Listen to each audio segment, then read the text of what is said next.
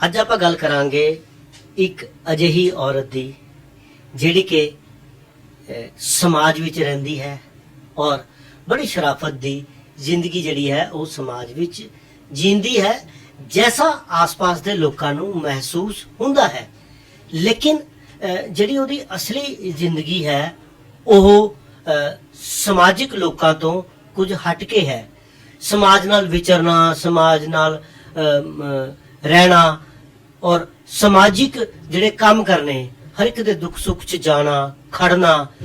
जे किसी दी कोई मान लो कोई दिक्कत आ जाती, कोई पैसे धेले दी, कोई एक्सीडेंट किसी का हो सकता है, कोई कमान वाला किसी का चला जाता है, या बच्चे की कोई फीस नहीं भर सकता, या उन्होंने कोई किसी भी तरीके की प्रॉब्लम है, तो वो अपना जिहड़ा एरिया है ਉਹਦਾ पूरा इस चीज़ का ध्यान रखती सी। ਜਦੋਂ भी कोई ਉਹਦੇ ਕੋਲ फरियाद लैके आंदा सी ਤਾਂ ਜੇ ਉੱਪਰ ਤੱਕ ਵੀ ਕੋਈ, ਚਾਹੇ ਉਹ ਪੁਲਿਸ ਦਾ ਡਿਪਾਰਟਮੈਂਟ ਹੈ, ਚਾਹੇ ਉਹ ਕਿਸੇ ਮੰਤਰੀ ਨੂੰ ਕੋਈ ਸਿਫਾਰਿਸ਼ ਲਾਣੀ ਹੈ, ਤਾਂ ਹਰ ਵੇਲੇ ਉਹ ਲੇਡੀ ਹੈ ਉਹਨਾਂ ਦੇ ਨਾਲ ਖੜੀ ਹੁੰਦੀ ਸੀ। ਔਰ ਜੇ ਕਈ ਵਾਰੀ ਉਹ ਖੁਦ ਨਹੀਂ ਜਾ ਸਕਦੀ ਸੀ ਤਾਂ ਕਿਸੇ ਨਾ ਕਿਸੇ ਲੇਡੀ ਨੂੰ ਉਹ ਉੱਥੇ ਭੇਜਦੀ ਸੀ ਕਿ ਜਾਓ ਬਈ ਫਲਾਂ ਜਗ੍ਹਾ ਕੋਈ ਕੰਮ ਹੈ, ਉਹ ਕੰਮ ਕਰਾ ਕੇ ਹੀ ਮੁੜਨਾ ਹੈ। ਔਰ ਪੈਸੇ ਦੀ ਵੀ ਬਿਲਕੁਲ ਪਰਵਾਹ ਨਹੀਂ ਸੀ ਕਰਦੀ ਔਰ ਲੋਕ ਉਸ ਨੂੰ ਉਸ ਏਰੀਏ ਦੇ ਵਿੱਚ ਬਹੁਤ ਮੰਨਦੇ ਸੀ ਔਰ ਹਰ ਪਾਸੇ ਉਹਦੀ ਬੜੀ ਇੱਜ਼ਤ ਜਿਹੜੀ ਹੈ ਉਹ ਕੀਤੀ ਜਾਂਦੀ ਸੀ। ਲੇਕਿਨ ਉਹੀ ਕਹਿੰਦੇ ਆ ਨਾ ਕਿ ਰਾਹ ਪੇ ਜਾਂ ਵਾਹ ਪੇ ਹੀ ਬੰਦੇ ਦਾ ਪਤਾ ਲੱਗਦਾ ਹੈ।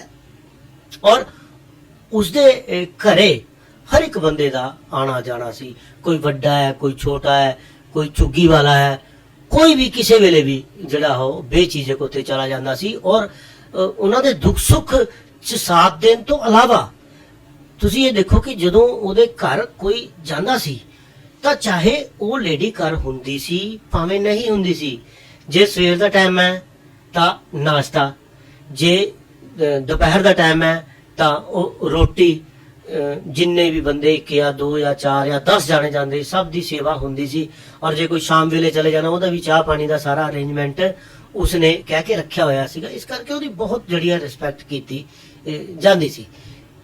ਲੇਕਿਨ ਗੱਲ ਇਹ ਹੈ ਕਿ ਇਹ ਜਿਹੜੀ ਚਕਾ ਚੌਂਦ ਹੈ ਜਾਂ ਕੋਈ ਬਹੁਤ ਵੱਡਾ ਕਈ ਵਾਰੀ ਦਿਖਾਵਾ ਹੈ, ਉਹ ਜਿਹੜਾ ਹੈ ਉਹ ਨਕਲੀ ਵੀ ਹੋ ਸਕਦਾ, ਲੇਕਿਨ ਹਰ ਜਗ੍ਹਾ ਹਮੇਸ਼ਾ ਐਸਾ ਨਹੀਂ ਹੁੰਦਾ। ਲੇਕਿਨ ਕੁਝ ਕੇਸਿਸ 'ਚ ਇਸ ਤਰ੍ਹਾਂ ਦੀਆਂ ਜਿਹੜੀਆਂ ਗੱਲਾਂ ਬਾਤਾਂ ਹੋ ਜਾਂਦੀਆਂ ਨੇ। ਇਸ ਤਰ੍ਹਾਂ ਹੀ ਇੱਕ ਫੈਮਿਲੀ ਸੀ, ਫਾਦਰ ਦਾ ਐਕਸੀਡੈਂਟ ਹੋ ਗਿਆ ਔਰ ਕਮਾਨ ਵਾਲਾ ਇੱਕੋ ਹੀ ਸੀ ਘਰ ਦੇ ਵਿੱਚ। 3 ਬੱਚੇ ਸੀ ਉਹਨਾਂ ਦੇ, ਇੱਕ ਛੋਟਾ ਲੜਕਾ ਸੀ, ਫਿਰ 10 ਕੁ ਸਾਲ ਦੀ ਇੱਕ ਲੜਕੀ ਹੈ, ਇੱਕ 16 ਕੁ ਸਾਲ ਦੀ ਲੜਕੀ ਹੈ, ਪੜ੍ਹਦੀ ਹੈ, ਪੜ੍ਹਨ ਵਿੱਚ ਹੁਸ਼ਿਆਰ ਹੈ, ਲੇਕਿਨ ਉਹਨਾਂ ਦੇ ਜਿਹੜੇ ਹਾਲਾਤ ਉਹ ਖਰਾਬ ਹੋ ਜਾਂਦੇ ਨੇ। ਮਾਤਾ ਉਹਦੀ ਇਕੱਲੀ ਕੰਮ ਕਰਦੀ ਹੈ ਲੋਕਾਂ ਦੇ ਘਰਾਂ ਵਿੱਚ, ਤਾਂ ਬੜੀ ਸਾਰੀ ਮੁਸ਼ਕਲ ਜਿਹੜੀ ਹੈ ਉਹਨਾਂ ਨੂੰ ਪੇਸ਼ ਆ ਰਹੀ ਹੁੰਦੀ ਹੈ। ਉਹ ਜਿਹੜਾ ਬੰਦਾ ਐਕਸੀਡੈਂਟ ਨਾਲ ਗ੍ਰਸਤ ਹੈ, ਉਹਨੂੰ ਦਵਾਈ ਦੀ ਵੀ ਲੋੜ ਹੈ, ਉਹਦੇ 3 ਬੱਚਿਆਂ ਨੂੰ ਪੜ੍ਹਾਈ ਦੀ ਵੀ ਲੋੜ ਹੈ, ਹੋਰ ਖਾਣਾ ਪੀਣਾ ਖਰਚਾ। ਉਸ ਲੇਡੀ ਨੂੰ ਜਿਹੜੀ ਹੈ ਇਸ ਗੱਲ ਦੀ ਭੜਕ ਲੱਗਦੀ ਹੈ ਕਿ ਇਸ ਤਰ੍ਹਾਂ ਦੀ ਮਜਬੂਰੀ ਕਿਸੇ ਘਰ 'ਚ ਪਈ ਆ, ਤੇ ਉਹ ਖੁਦ ਆਪ ਚਲੀ ਜਾਂਦੀ ਗੱਡੀ ਚੱਕ ਕੇ ਔਰ ਸਾਰਾ ਉਹਦਾ ਟ੍ਰੀਟਮੈਂਟ ਕਰਾਉਂਦੀ ਹੈ। 2-3 ਮਹੀਨੇ ਕੋਈ ਰੋਟੀ ਪਾਣੀ ਦੀ ਕੋਈ ਦਿੱਕਤ ਆਣ ਨਹੀਂ ਦਿੰਦੀ, ਪੈਸੇ ਧੇਲੇ ਦੀ ਕੋਈ ਦਿੱਕਤ ਨਹੀਂ ਆਣ ਦਿੰਦੀ। ਫਿਰ ਕਿਹਾ ਜਾਂਦਾ ਹੈ ਕਿ ਲੜਕੀ ਜਿਹੜਾ ਪੜ੍ਹ ਲਿਖ ਨਹੀਂ ਸਕ ਰਹੀ, ਉਹਨੂੰ ਕਿਤਾਬਾਂ ਦੀ ਲੋੜ ਹੈ ਜਾਂ ਪੜ੍ਹਾਈ 'ਚ ਕਮਜ਼ੋਰ ਹੈ, ਤਾਂ ਉਹ ਕਹਿੰਦੀ ਕੋਈ ਗੱਲ ਨਹੀਂ, ਕੋਈ ਦਿੱਕਤ ਹੀ ਨਹੀਂ, ਪੜ੍ਹਾਈ ਵਾਸਤੇ ਉਹਨੂੰ ਮੇਰੇ ਕੋਲ ਭੇਜ ਦਿਓ, ਬਾਕੀ ਖਰਚਾ ਸਾਰਾ ਮੈਂ ਚੱਕ ਲੈਣੀ ਹੈ। ਤਾਂ ਉਹ ਵਿਸ਼ਵਾਸ ਕਰਕੇ ਉਸ ਲੜਕੀ ਨੂੰ, ਜਿਹੜੇ ਗਰੀਬ ਮਾਤਾ ਪਿਤਾ ਨੇ ਆਪਣੀ ਲੜਕੀ ਨੂੰ ਉਹਦੇ ਘਰ ਵਿੱਚ ਭੇਜਣਾ ਸ਼ੁਰੂ ਕਰ ਦਿੰਦੇ ਨੇ। ਹਾਲਾਂਕਿ ਇਸ ਤਰ੍ਹਾਂ ਦਾ ਕਦੀ ਉਹਨਾਂ ਦੇ ਘਰ 'ਚ ਨਹੀਂ ਹੋਇਆ ਹੁੰਦਾ ਕਿ ਲੜਕੀ ਇੰਨੇ ਘੰਟੇ ਘਰੋਂ ਬਾਹਰ ਰਹੇ, ਲੇਕਿਨ ਉਹ ਕਹਿੰਦੇ ਠੀਕ ਹੈ ਤੂੰ ਇਹਦੇ ਘਰ ਦਾ ਕੁਝ ਕੰਮ ਵੀ ਕਰਦਿਆ ਕਰ ਤੇ ਘੰਟਾ 2 ਘੰਟਾ ਤੈਨੂੰ ਪੜ੍ਹਾ ਵੀ ਦਿਆ ਕਰੇਗੀ, ਤੇ ਸਕੂਲੋਂ ਆ ਕੇ ਉਹ ਉਸ ਲੇਡੀ ਦੇ ਘਰ ਚਲੀ ਜਾਇਆ ਕਰਦੀ ਸੀ। ਜਿਵੇਂ ਮੈਂ ਤੁਹਾਨੂੰ ਦੱਸਿਆ ਕਿ ਉਹਦੇ ਘਰ ਹਰ ਇੱਕ ਜਾਣੇ ਦਾ ਆਣਾ ਜਾਣਾ ਸੀ ਤੇ ਉਹ ਉਸ ਨੂੰ ਪੜ੍ਹਾਉਂਦੀ ਘੰਟਾ 2 ਘੰਟਾ ਔਰ ਕੱਪੜੇ ਲਿਆ ਕੇ ਦਿੰਦੀ, ਨਵੇਂ ਡਰੈਸਿਸ ਨਵੀਆਂ ਲਿਆ ਕੇ ਦਿੰਦੀ। ਤਾਂ ਜਿਹੜੇ ਉਹਦੇ ਮਹਿਮਾਨ ਆਉਂਦੇ ਸੀ ਉਹਨਾਂ ਵਾਸਤੇ ਉਹ ਸਰਵ ਕਰਦੀ ਸੀ, ਚਾਹ ਪਾਣੀ ਰੋਟੀ ਜੋ ਵੀ ਸੀ।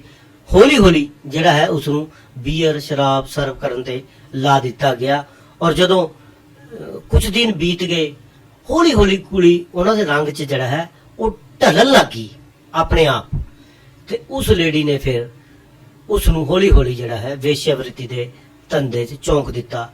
ਉਹਦੇ ਆਪਣੇ ਘਰ ਵਿੱਚ ਜਿਹੜੇ ਬੰਦੇ ਆਉਂਦੇ ਸੀ ਉਹਦੇ ਨਾਲ ਸਰੀਰਕ ਰਿਲੇਸ਼ਨ ਬਣਾਉਂਦੇ ਸੀ ਔਰ ਉਸਨੇ ਡਰਾ ਧਮਕਾ ਕੇ ਰੱਖਿਆ ਸੀ ਕਿ ਜੇ ਤੂੰ ਇਹ ਗੱਲ ਕਿਸੇ ਨੂੰ ਦੱਸੀ ਤਾਂ ਤੇਰੇ ਸਾਰੇ ਘਰਦਿਆਂ ਨੂੰ ਮੈਂ ਜਿਹੜਾ ਹੈ ਮਾਰ ਵੀ ਸਕਦੀ ਹਾਂ।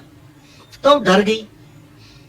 ਉਸ ਨਾਲ ਇਸੇ ਤਰੀਕੇ ਨਾਲ ਹੁੰਦਾ ਰਿਹਾ। ਫਿਰ ਉਹਨੂੰ ਕਿਹਾ ਗਿਆ ਕਿ ਤੂੰ ਆਪਣੀ ਕੋਈ ਸਹੇਲੀ ਹੋਰ ਲਿਆ, ਤੂੰ ਕੋਈ ਹੋਰ ਇਸ ਤਰ੍ਹਾਂ ਦਾ ਅਰੇਂਜ ਕਰ। ਉਹ ਫਿਰ ਇੱਕ ਆਪਣੀ ਸਹੇਲੀ ਨੂੰ ਉੱਥੇ ਲੈ ਕੇ ਜਾਂਦੀ ਹੈ ਔਰ ਉਹਦੀ ਸਹੇਲੀ ਬੜੀ ਚੰਟ ਹੁੰਦੀ ਹੈ। ਉਹ ਉਸ ਨੂੰ ਪੁੱਛਦੀ ਹੈ ਵੀ ਤੇਰੇ ਜਿਹੜੀ ਚਿਹਰੇ ਦੀ ਰੌਣਕ ਕਿੱਥੇ ਗਈ। ਫਿਰ ਉਹ ਉਹਦੀ ਪੱਕੀ ਸਹੇਲੀ ਹੈ ਤੇ ਉਹ ਫਿਰ ਆਪਣੀ ਸਹੇਲੀ ਨੂੰ ਸਾਰੀ ਕਹਾਣੀ ਦੱਸ ਦਿੰਦੀ ਹੈ। ਉਹ ਕਹਿੰਦੀ ਗੱਲ ਹੀ ਕੋਈ ਨਹੀਂ। ਉਹਦੀ ਸਹੇਲੀ ਫਿਰ ਨਾਲ ਜਾਣ ਲੱਗ ਜਾਂਦੀ ਹੈ। ਫਿਰ ਉਹ ਫੋਨ ਦਾ ਅਰੇਂਜਮੈਂਟ ਕਰਦੇ ਨੇ, ਸਾਰੀ ਉਹਨਾਂ ਦੀ ਰਿਕਾਰਡਿੰਗ ਜਿਹੜੀ ਹੈ ਉਹ ਦੋਨੇ ਜਾਣੀਆਂ ਕਰਕੇ ਲਿਆਂਦੀਆਂ ਨੇ ਤੇ ਇਸ ਤਰੀਕੇ ਨਾਲ ਜਿਹੜਾ ਹੈ ਉਸ ਲੇਡੀ ਦਾ ਪਰਦਾ ਉਹ ਫਾਸ ਕਰਦੀਆਂ ਨੇ, ਸਾਰਾ ਕੁਝ ਪੁਲਿਸ ਨੂੰ ਦੱਸਦੀਆਂ ਨੇ। ਤਾਂ ਉਹਦਾ ਜਿਹੜਾ ਇੱਕ ਦੂਸਰਾ ਚਿਹਰਾ ਹੈ ਉਹ ਸਭ ਦੇ ਸਾਹਮਣੇ ਆਉਂਦਾ ਹੈ ਔਰ ਸਾਰੇ ਜਾਣੇ ਹੈਰਾਨ ਹੋ ਜਾਂਦੇ ਨੇ।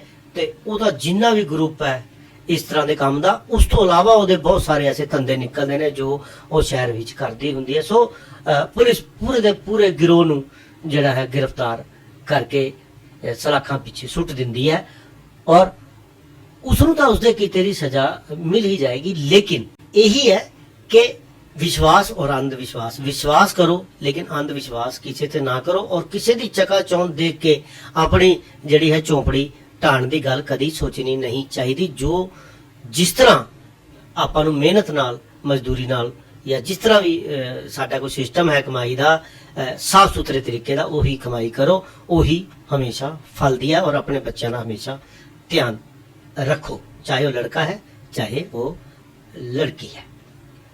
ਬਸ ਇੰਨੀ ਕੁ ਸੀ ਗੱਲ, ਇਹ ਜਿਹੜੀ ਤੁਹਾਡੇ ਨਾਲ ਸਾਂਝੀ ਕੀਤੀ। ਖੁਸ਼ ਰਹੋ, ਸਵਸਥ ਰਹੋ, ਦੇਖਦੇ ਰਹੋ Avon Punjabi TV. Free leaf Ayurvedic oil 125 ਬਿਮਾਰੀਆਂ ਦਾ ਸੰਪੂਰਨ ਇਲਾਜ, ਜਿਵੇਂ ਗਠੀਆ, ਸਰਵਾਈਕਲ, ਮਾਈਗ੍ਰੇਨ ਅਤੇ ਸਰੀਰ ਵਿੱਚ ਕਿਸੇ ਵੀ ਕਿਸਮ ਦੀ ਦਰਦ ਕਿਉਂ ਨਾ ਹੁੰਦੀ ਹੋਵੇ, ਇੱਥੋਂ ਤੱਕ ਕਿ ਬਲੌਕੇਜ ਦੇ ਨਾਲ ਬਣੀਆਂ ਕਈ ਬਿਮਾਰੀਆਂ ਦਾ ਇੱਕੋ ਇੱਕ ਇਲਾਜ ਹੈ ਫ੍ਰੀ ਰਿਲੀਫ ਆਯੁਰਵੈਦਿਕ ਆਇਲ, ਯਾਨੀ ਕਿ 125 ਬਿਮਾਰੀਆਂ ਦਾ ਸੰਪੂਰਨ ਇਲਾਜ। ਫ੍ਰੀ ਰਿਲੀਫ ਵਿਜ਼ੀਲੈਕਸ weight lose, ਮੋਟਾਪੇ ਤੋਂ ਪਰੇਸ਼ਾਨ ਹੋਣ ਦੀ ਜ਼ਰੂਰਤ ਨਹੀਂ, ਵਜ਼ਨ ਘਟਾਓ ਤੇ ਖੁਸ਼ ਹੋ ਜਾਓ। ਫ੍ਰੀ ਰਿਲੀਫ ਪਾਵਰ ਮਰਦਾਨਾ ਕਮਜ਼ੋਰੀ ਨੂੰ ਖਤਮ ਕਰਦਾ ਹੈ ਤੇ ਨਰਕ ਭਰੀ ਜ਼ਿੰਦਗੀ ਵਿੱਚ ਲਿਆਉਂਦਾ ਹੈ ਰੌਣਕ। ਫ੍ਰੀ ਰਿਲੀਫ ਪਾਵਰ ਕਬਜ਼ ਤੋਂ ਪਰੇਸ਼ਾਨ ਹੋਣ ਦੀ ਹੁਣ ਜ਼ਰੂਰਤ ਨਹੀਂ ਹੈ।